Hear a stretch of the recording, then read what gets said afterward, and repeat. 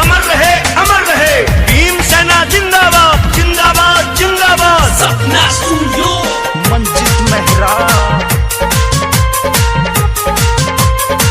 जुल्मी जब जब जुल्म करेगा सत्ता के गलियारों से, जुल्मी जब जब जुल्म करेगा सत्ता के गलियारों से,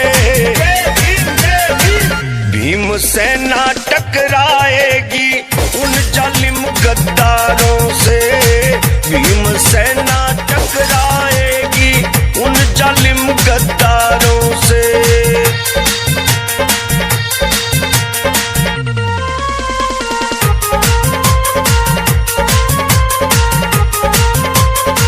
बाबा साहब ने मेहनत करके भारत को संविधान दिया, ना कोई भी पक्षपात, हर जाति को सम्मान दिया, ना कोई भी पक्षपात, हर जाति को सम्मान दिया। अब स्टूडेंट बना के पिंडिये छुटा दिया हडवारों से, भीमसेना टकराएगी उन जालिम गद्दारों से, भीमसेना टकराएगी उन जालिम गद्दारों से। जय जय जय जय भीम, जय भीम, जय भीम। बाबा साहेब अमर रहे, अमर रहे, अमर रहे। भीमसेना जिंदाबाद, जिंदाबाद, जिंदाबाद। जय जय जय जय भीम, जय भीम, जय भीम।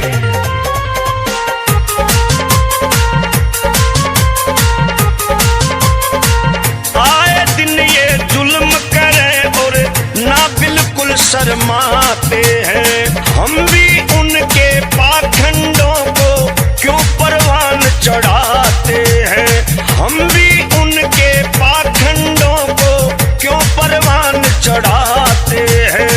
ऊंची होगी शान तेरी या जय भीम के नारों से, भीमसेना टकराएगी उन जालिम गद्दारों से, भीमसेना टकराएगी उन जालिम गद्दारों से। बाबा साहेब अमर रहे। सतपाल कंवर ने बहुजन खातिर भीमसेना तैयार करी, साफ कहनिया खरा रहनिया बात कहे यो खरी खरी, साफ कहनिया खरा रहनिया बात करे यो खरी खरी। कह मंजित मेहरा मतले पंगा भीम के दिलदारों से, भीमसेना टकराएगी उन जालिम गद्दारों से, भीमसेना